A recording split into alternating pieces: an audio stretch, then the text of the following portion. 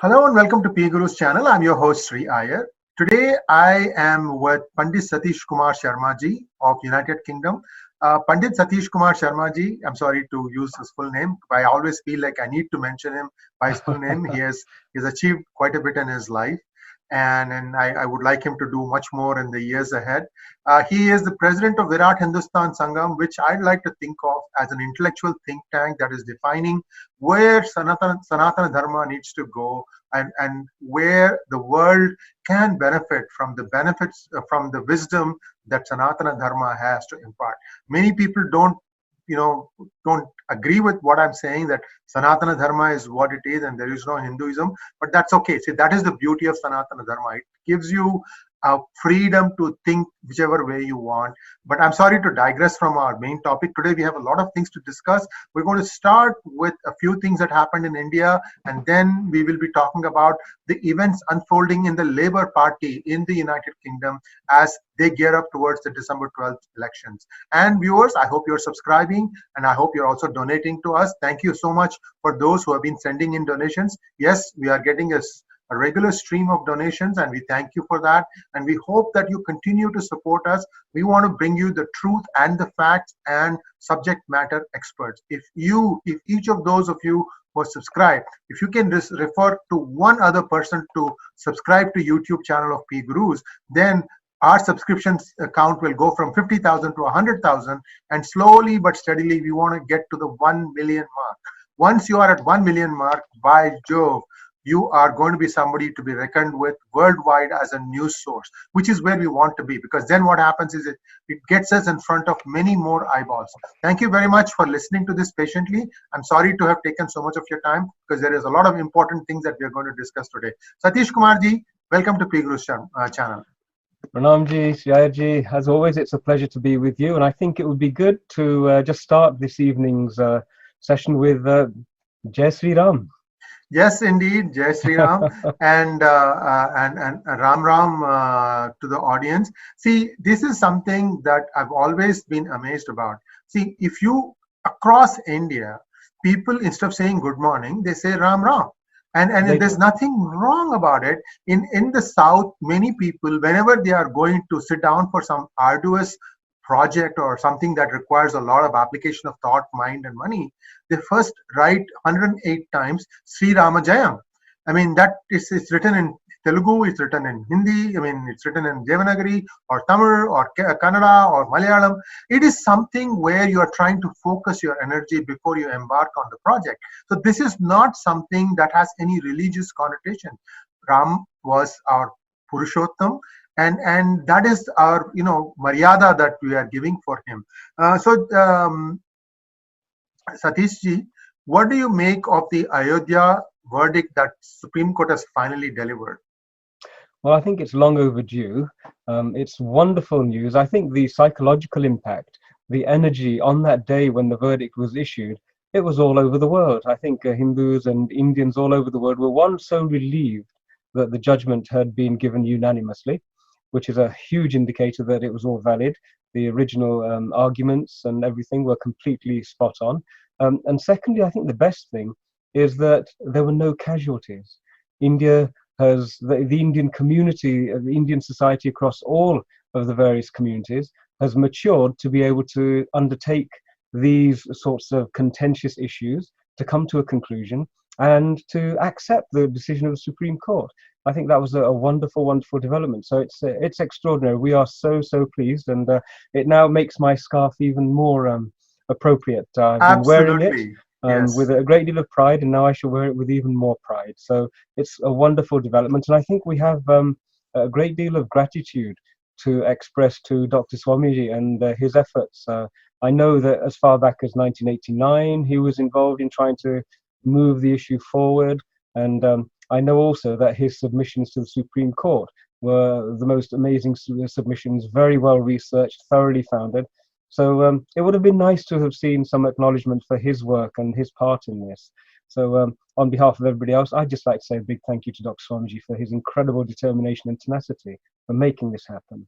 Yes, I find it strange indeed that the Supreme Court, in its wisdom, left out the one important name who had contributed so mightily for this effort. It is 1045 pages. Surely you could have mentioned one line for Dr. Swamy. So this is a concern. I've been saying this for a while now. Having lived half my life in the United States and half in India, anytime you are caught of plagiarism or not giving enough credit in the US or in the developed West, you will not ever be able to resurrect yourself professionally. That's how serious it is viewed. Whereas in India, it has become a habit to take somebody else's work and pass it off as one's own. Well, what is the downside, you ask? Well, no Western country is going to take India as a serious destination for investment if it sees that up and down the ranks, people are not giving credit where credit is due. You're absolutely spot on, and also it's actually a new trend. If you have a look at our old Shastra, more often than not, the person who is the scribe or the articulator of a particular text, what they will do is they will outline the whole lineage and say that this was text was described first by my guru to me and his guru, and they will name all of the individuals. And so you maintain that chain, as well as giving a great deal of energy to the people who are creating these new ideas and new thoughts. And most of Dr. Swamiji's contributions in this space have been quite imaginative and creative. And I diligently went and searched, put a search thing. Shall I see if there is any mention of Dr. Swamy? And I was surprised to see that there was not a single mention. Surely the man did. How did this verdict come about?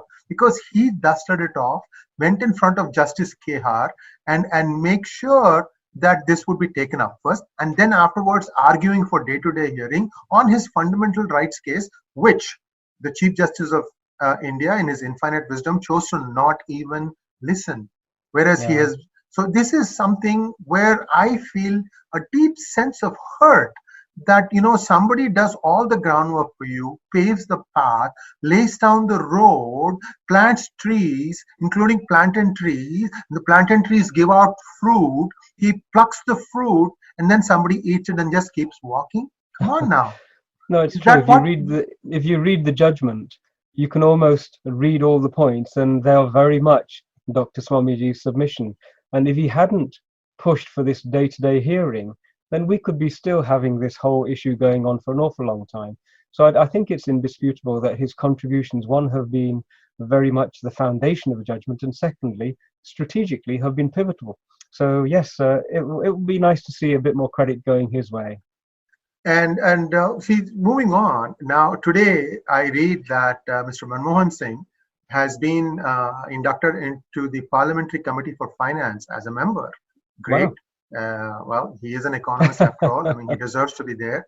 I'd like to know who's heading up that committee, or is it going to be one of those things again where the members of this committee, they all meet with Dr. Swamy's reset book behind their backs for referencing, and then leave him out of this whole committee altogether. I don't know if he's going to be part of this. In fact, if I were whoever the one who makes these decisions, I would make him the chairman of this. That's the least you can do. And yeah, please. If I recall, Manmohanji, he is an alumnus of Oxford University. Yes. And these universities, they have traditions of being so rigorous when it comes to not using somebody else's work without attribution. And if memory serves me correctly, most of the economic policies, the liberalization, which is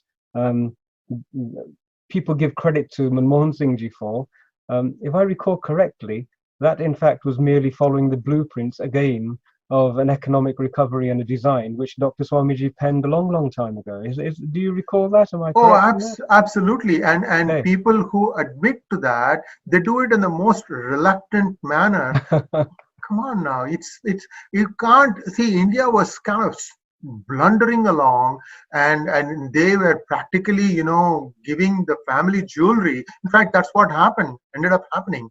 And that is a point when the blueprint was developed, and their government, the Chandrasekhar government, fell in a fit of anger, Chandrasekhar resigned, and you can watch PGurus interview of Dr. Swamy remembers Chandrasekhar on what led up to that. But be that as it may, things moved on, and PV Narasimha Rao used to defer to Dr. Swamy regularly. In fact, he was on his team as the person who was heading up the WTO World Trade Organization. For India to join it, they had to come up with a set of standards, and he was the head of that, and he had cabinet rank, and he used to even attend some of the meetings. And there is a constant sewer rats who are paid to go and tweet nonsense on Twitter. I don't care. I'm telling you what I see. Yeah. And these people, every time there is a problem, they will go and dig up some old stuff of Dr. Swamy without checking to see what was the background around it. In politics, it is a play of the gutter. Okay, please get it right. I mean, that's what it is. And we have seen this thing not only in one country, but across the world. So whatever it is, at least with Dr. Swamy, you see what you get a busy wig. What you see is what you get. He doesn't hold back his punches. He doesn't say something in front of you and go and do something exactly opposite behind your back, which is what I'm seeing many others do today. But it's okay, it's my rant. But let's move on, Satish ji. So what is it I hear about Keith Vaz not standing for re-election in Leicester? Is it true? Yes, well, moving from one gutter to another gutter, if I can use your colourful expression there. Yes, there has been such a lot happened in the last week. You're absolutely spot on. Keith Vaz, in his wisdom, and no doubt guided by the senior members of the Labour Party, he's decided that he's not going to stand in the next election. And this is a recent decision because only a couple of weeks ago he was actually selected. So he stepped forward, said, yes, I'd like to be elected, and now has decided that he's not going to stand. And so Leicester is in a bit of a frenzy. This only happened yesterday, and I was watching on various Twitter feeds and their WhatsApp groups, and people were commenting that, it feels as though a cloud has been lifted, the sun is shining on Leicester. So for somebody who'd been in office and in power for such a long period of time, I think the change is going to be like a fresh breeze blowing through, and hopefully it will carry away a lot of the unpleasantness that the last few months have resulted in. So yes, Keith has left. In fact, 3 other very prominent members of the Labour Party, the deputy leader himself, a man of some 30 plus years service in the Labour Party, Ian Austin, again, a devoted Labour member since the age of 18, and he's left the party. He has withdrawn completely. And he was scathing. He actually said that Jeremy Corbyn is not fit to lead the Labour Party and not fit to lead the country. So criticism from the highest level and a great deal of turbulence just a month before an election. Correct me if I'm wrong, Satish ji, but the British politics is held up as the gold standard for how a politician should behave. And with the exception of maybe Winston Churchill, I haven't seen people exit their role and then come back in to lead the country. Like, for example, I'm just going to ask you a question. Is Tony, what's his name? The Prime Minister. Yes, Tony Blair. Tony Blair. Is Tony Blair considering coming back to leading the Labour Party? Do you think something like that? The name is just an instance. I'm just asking, is there anybody in the Labour who has a lot of gravitas, who commands much respect amongst the rank and file, including the people that Jeremy draws support from, that they might line up behind this person saying, okay, this guy is sinking the ship, the party is sinking along with him, let's try and find somebody else. This may happen before or after the election. I'm just curious. It's really sad to say, but there doesn't appear to be an heir apparent. As I mentioned, Tom Watson, he was the deputy leader, and normally in the case where a leader steps to one side, then Tom Watson would have been the natural choice. And in fact, he was probably the favoured choice of a lot of the old school thinkers, the pre-momentum thinkers, but he's disappeared. And if you look at the other front benchers, Diane Abbott, sadly she doesn't enjoy the credibility and the gravitas to be able to lead in that role. There's the Emily Thornberry, who has been having a great deal of difficulty on social media and on television for her inability to clearly articulate a completely contradictory position on Brexit. So they are very much in a spin at the moment. If it continues like this, there is a distinct sense that in the next 4 weeks, the Labour Party, as it currently is constituted, may well implode. There has never been a time of such turmoil for a political party as there is at this moment in time. It's extraordinary. It's very unfortunate, isn't it? And closer to home, who's your representative? Tanmanjeet Singh Desi.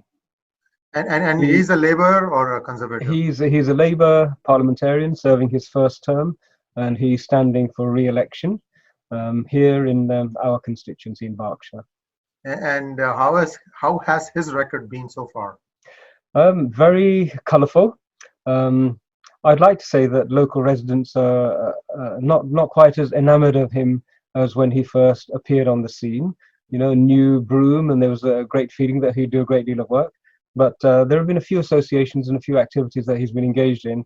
I know, for example, the Indian government, Hardeep Singh Puriji, I think, who's the aviation minister. Yes. He tweeted once saying that had he known what Tanmanjeet's position on the Indian relationship with Kashmir and Pakistan and so on was, he wouldn't even have met him. So he's made a few very major mistakes and has aligned himself with certain groups who are very much involved in vote bank politics. So we shall see. And the locality where we are has traditionally been very staunch Labour, but there is such a movement going on. The underlying rules which have always applied, they seem to be broken and discarded left, right and centre at the moment. It is quite extraordinary. We mentioned Keith Vaz just in passing. Right. Keith left a huge vacuum. His disappearance has suddenly opened up a place, and there is a great deal of turmoil there as well. You see, traditionally, the democratic system in this country, it's always worked because local people would get together, find somebody who they thought represented them, who they trusted. That person would then be put into the position of a prospective candidate, and then if they were successful, they would be sent to Parliament as a member of Parliament for that constituency. And that's how the community have integrity and reliance, and they depend on the whole system, and they appreciate that that's the way it should work. Now, with Leicester, something interesting happens in that it's what's called a Labour safe seat. And so people who are political manipulators, they like to parachute in their front rank politicians into these constituency seats. But largely as a result of the social media environment, we've had a significant contribution, I understand, towards educating the people on the ground realities of what really happened with the Kashmir resolution. Because of all of these factors, the Leicester community are waking up to the realities that, in fact, they haven't really been represented by their Labour parliamentarians for a long time, not in the manner that would have been appreciated and accepted by them. So they're extremely unhappy, and they are scrutinizing each and every person who's going to be submitted as a possible candidate to be parachuted in.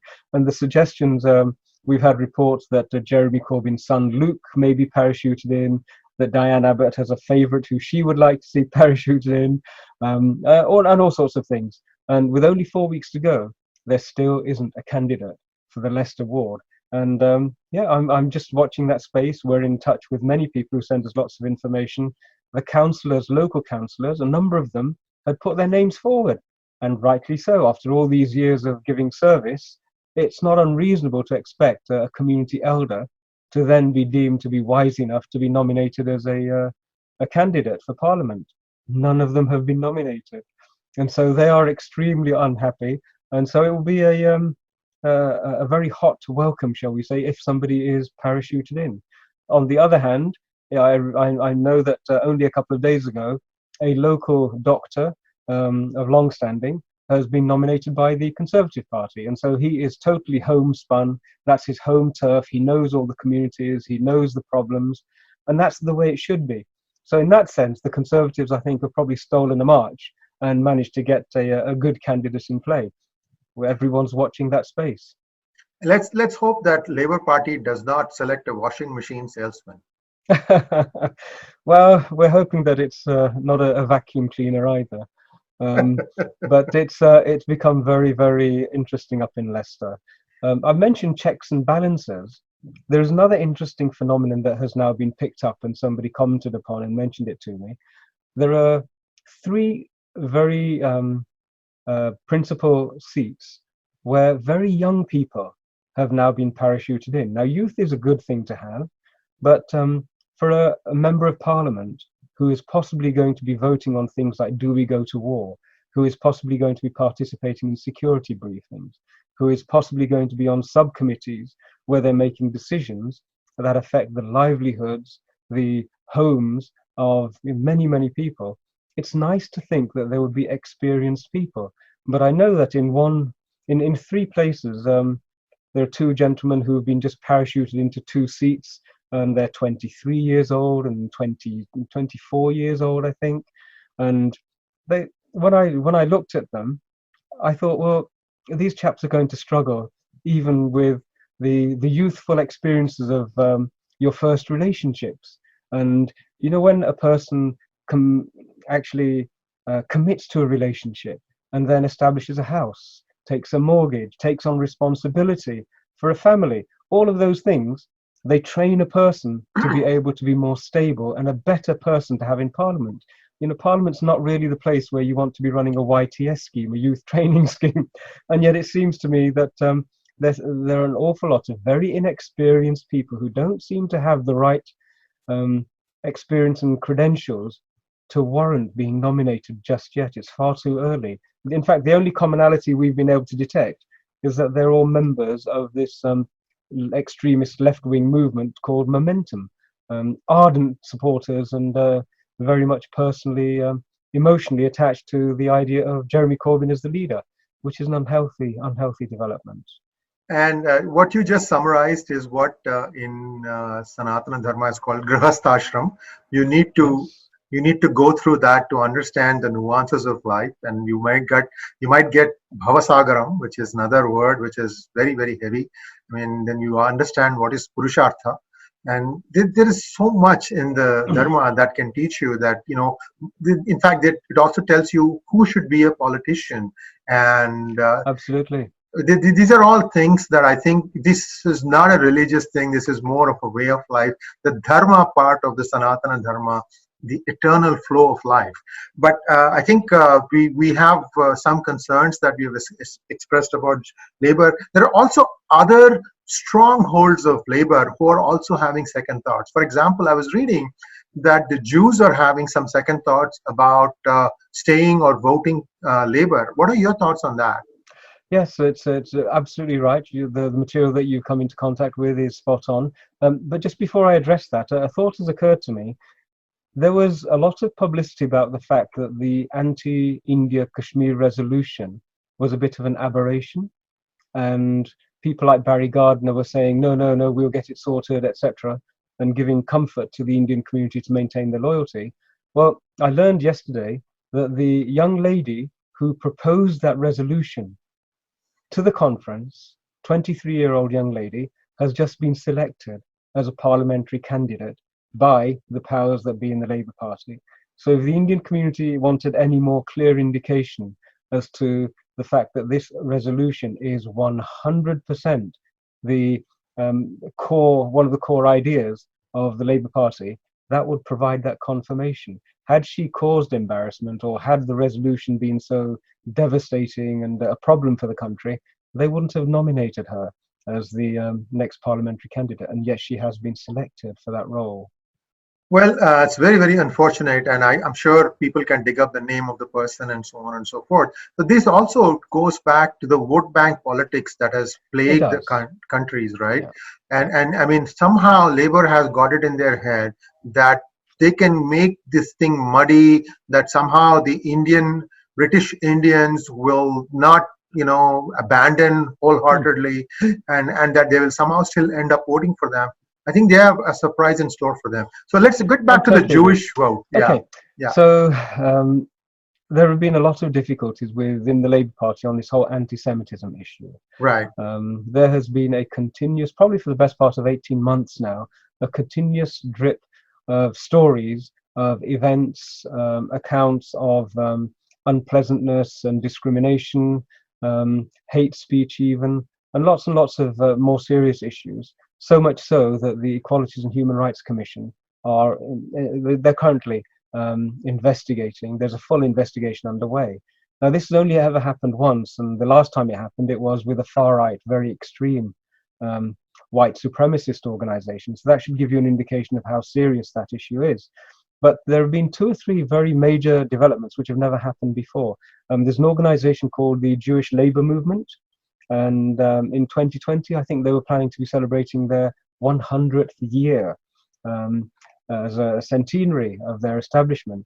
And they have always provided a great deal of campaign support. People on the ground, knocking on doors, distributing leaflets and everything else.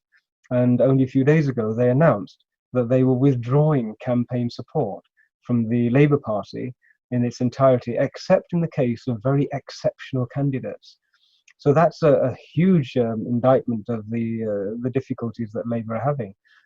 Another development was the Jewish Chronicle, which is one of the main, if not the main, Jewish community publication.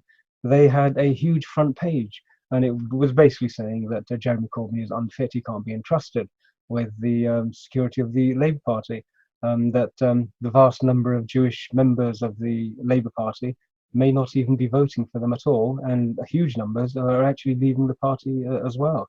So alarm bells should be going off somewhere, but we don't see any signs of those alarm bells anywhere. It's a very strange situation. Where does Jeremy Corbyn draw his strength from? I mean, he is like my way or the highway approach. You can't win like that in politics. There does seem to be an ideological stubbornness there, that irrespective of whatever everybody else is saying and what's happening out there, if we just hold firm, we will come through. And ideological stubbornness is not really the platform upon which you want to unite a nation and lead a government and inspire a whole country. So there is a worry. His style is reminiscent of many charismatic demagogues in the past who have adopted this same style. Well, it's really some concern. In fact, it's now only a month away, barely a month away, just a month away. And I hear that the Labour Party manifesto is still not out. No, it's not. It's expected to emerge sometime this week. But as I say, at the moment, there is a great deal of turbulence in who's going to be standing and the policies upon which they're going to be standing. They too seem to be as vague at the moment. But the Indian community is waiting to watch and see whether the Kashmir resolution does actually appear within that manifesto. And if it does, I think that will be a clear indication of how unsuitable, as far as the Indian community is concerned, and especially the Hindu community as well, that this person is not a person who can carry all of us. I would suspect that if he is successful, then in the same way that the Jewish community is now openly saying that they'll be possibly even looking at overseas and moving their assets and their businesses and everything else, I'd be very surprised if the Indian community didn't recognize that they're in the early stages of the same process. Let's hope the manifesto doesn't confirm our fears. You know, I was watching some of the rallies that Corbyn has been participating in. The recent one was in Manchester. And I also happened to watch something that was being done by the National Socialist German Workers' Party, which is has a different name that people are familiar with. But if you look at the two parties, the way the crowds behave, they are, they have a very similar resemblance here, and that kind of piqued my interest, curiosity as to why is Jeremy Corbyn doing what he is doing. What are your thoughts on this? Well, this has been noted. I think I'd just like to emphasize, I know who you're referring to when you mentioned that particular party. But you're absolutely right. In the early stages, there was a charismatic leader, and his impact upon the crowds was exactly the same. Emotional, very affectionate. People seemed to lose their sense of reason and rationale completely. And the response of the two sets of crowds is exactly the same. I think it's probably worth mentioning that what we're not doing is comparing the two leaders and implying that there's any similarity between the two, other than their capacity to motivate and to draw and extract such an emotional attachment to the leader themselves. And that is, I think that is a bit of a worry for everyone. It should be. Yeah, let's hope so. I mean, I think the most important takeaway from this discussion that we are having today, Satishji, and I'm sure you'll agree with me, is we want Labour Party to do well. We want them to have good candidates with good gravitas. Don't hang your hat on things that are patently wrong. That's our biggest concern. You're absolutely right. The worrying thing has been that they, for example, supported the separatist Kashmiri movement without paying any attention to what had preceded it, i.e., the whole of the um, exodus of the Kashmiri Hindus prior to the current state that they're looking at. You can't just ignore all of that and pick one part which is convenient for a vote bank. You can't go ahead and put in resolutions which impact upon Indians without taking at least some degree of consultation and advice from that community. These aspects, they're all weakening the loyalty that the Indian community has had with the Labour Party very, very significantly. You're absolutely right that in a first past the post sort of a democratic system as we have here, it's really important that there are two balancing opposite parties, and especially when there are major decisions such as Brexit and a post-Brexit world to be negotiated, and new standards that you want to put in, safety standards, etc., then you need a really strong opposition to be able to keep the whole activity on an average in the centre ground. And the Labour Party on its journey to imploding is not a good prospect for the future. It would be wonderful to see a really good, solid, stable, wise, old-fashioned Labour Party, as opposed to this newfangled extremist experiment that seems to be unfolding in front of our very eyes. Yes, and whoever comes to power will have their work cut out. We are going to experience some interesting times. And one other last question, Satishji. Yeah. In the United States, every time we go to elections, right? It's November 4th, every alternate year, come rain or shine, there is something going on. Now, what we have is not only the main people, like the presidential election or other elections like senators and so on, but we also vote on a lot of local issues. Now, in the United Kingdom, is there a proposal to again get a vote on of yes no on Brexit? Well, this is one of the, shall we say, discriminating factors that identify the differences of policy. The Conservative government is very clear. It says we cannot have a second referendum. I see. The nation decided, their decision hasn't even yet been implemented, and to ignore it would actually undermine the very fabric upon which a democracy rests. You can't Okay. just, because something is inconvenient, you can't, well, we're going to ignore that. Hmm. But the other two parties, the Lib Dems, have said, if we get elected, we are going to ignore it. We're going to pretend it never happened. We're just going to cancel Article 50 and the referendum and move forward, which is so undemocratic, and for a liberal democratic party is a very strange thing. And so they are also saying that we should just move forward. Now, the problem with the Labour Party is that Jeremy Corbyn, who is actually an ardent Brexiteer, and there are lots of videos available on the net, he has decided that their party is going to take the position of remaining. But they're going to remain and give a referendum. So this is the whole thing that's confusing everybody. How can you possibly give people a referendum without getting a deal that you're going to vote on? How can you get a deal and then sort of say, we don't want to pass this deal that we've negotiated because we want to remain? It's a complete mess from the Labour point of view. And so I feel that there won't be a referendum. I think the nation has had such a degree of dissatisfaction with this whole process. I mean, 3 years of haggling in Parliament. If you tot up the salaries of about 700 parliamentarians for 3 years, you come up to almost 185 million pounds All down the drain. Yeah. gone down the drain, spent on not coming to any conclusion. So what has to happen is this process has to be finished. And the only way it can be finished if there is one party who is saying, we have to stop this so we can get back to running the rest of the country. And at the moment, the only ones who seem to be saying that are the Conservatives. Well, we will wait and see, won't we? And thank you very much, Satish ji, for sharing your thoughts on United Kingdom and the upcoming elections. We have, a lot to discuss in our next hangout. But for now, thank you very much. It's been an absolute pleasure as always, and Jai Sri Ram. Jai Shri Ram.